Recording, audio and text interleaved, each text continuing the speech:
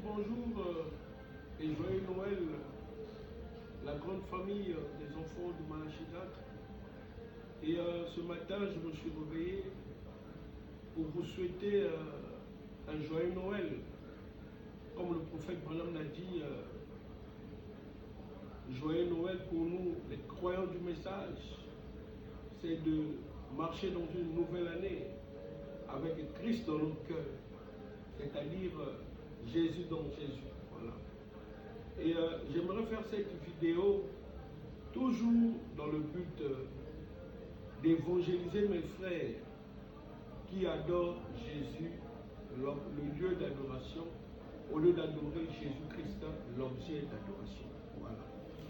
Et en cette journée du 25 décembre 2025, la Bible que je tiens là, nous avons eu un grand prophète appelé William Branham qui nous a parlé de deux Jésus-Christ dans cette Bible.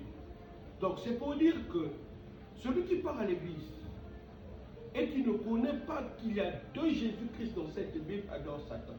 Je dis bien deux Jésus-Christ, deux fils de Dieu. Voilà. Donc quand vous partez à l'église et que le pasteur ne vous a jamais dit que il y a deux Jésus-Christ dans cette Bible, c'est un Kuluna. Voilà. Ne prenez pas ça en mal, hein, parce que Jésus a traité Hérode de renard. Voilà. Donc voilà pourquoi aujourd'hui l'église du message est remplie des pasteurs Kuluna. Voilà, des frères Kuluna, comme le frère Fried, on est un grand Kuluna du message, qui ne cesse de séduire le pasteur Guélon en Koumou. Voilà. Qui ne cesse de séduire le pasteur Bonviri. Voilà.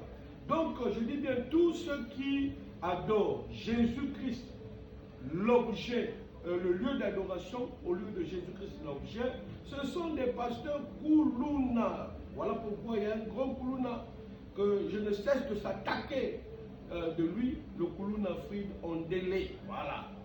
Et il est rempli de ses coordonnateurs, le coordonnateur Eric Posso. Voilà. Et vous allez dire que frère Patrick, tu es en train de traiter les gens de couleur. Oui, le frère Jonel, Kuluna, le frère Finel, Kuluna. Donc c'est-à-dire que j'ai toujours été combattu. Tout ce que je dis, c'est toujours faux. Voilà. Donc moi je crois que, quand frère Branham me dit, il faut appeler le chat par son nom. Voilà. On est entouré de Kuluna. Regardez, je vais lire Proverbe. Vous allez voir qu'il y a deux Jésus-Christ dans cette Bible.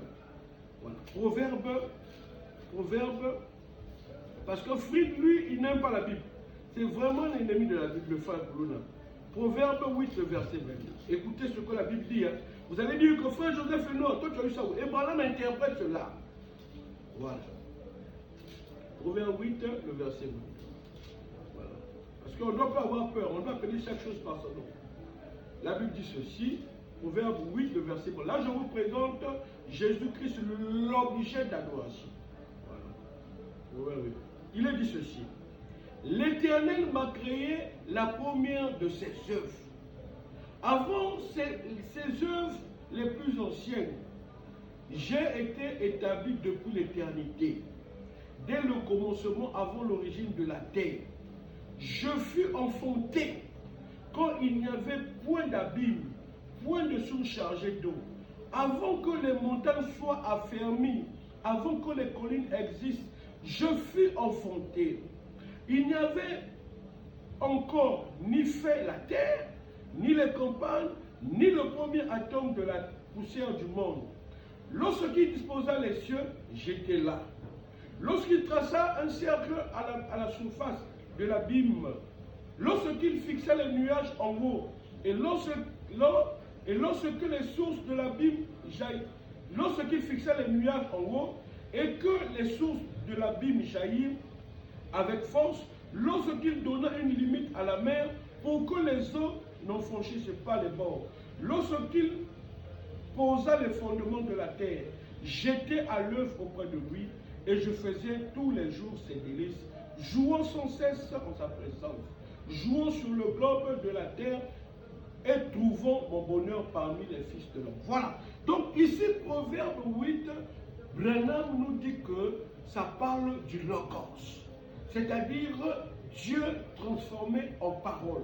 Et frère Branham nous dit qu'au commencement, il n'était même pas Dieu.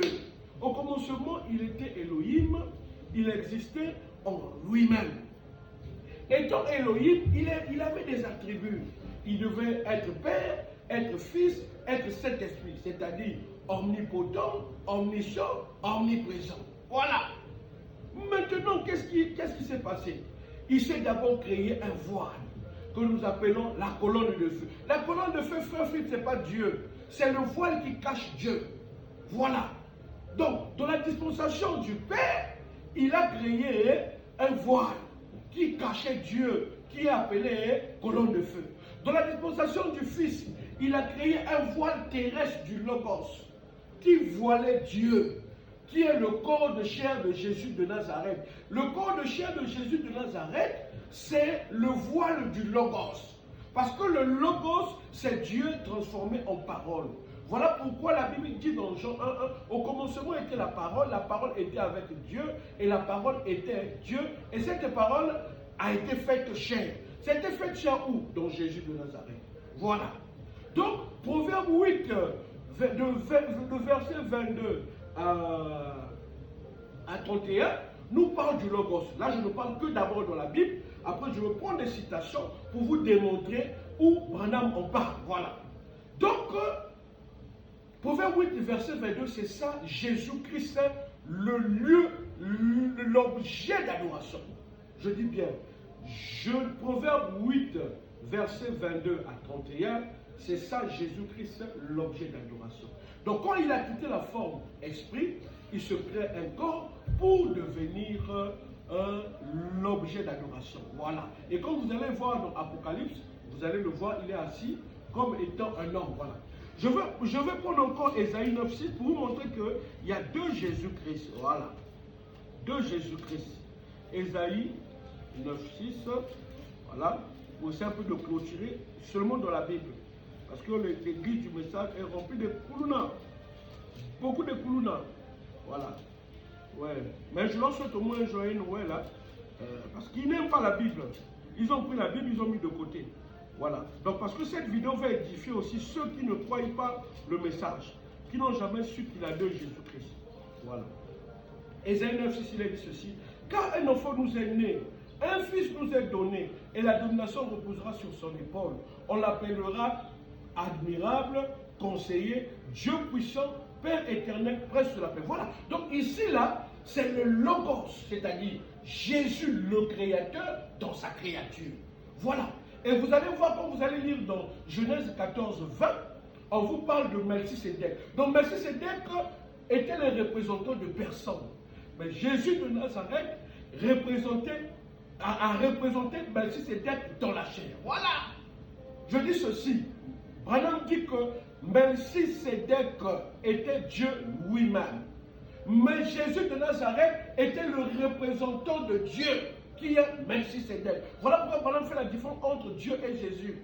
Dieu est éternel, Jésus n'est pas éternel. Celui qui a vaincu la mort et le séjour des morts, c'est Melchisédek, par le canal de Jésus de Nazareth. Que Dieu vous bénisse. Je veux maintenant entrer dans les citations du prophète. Merci.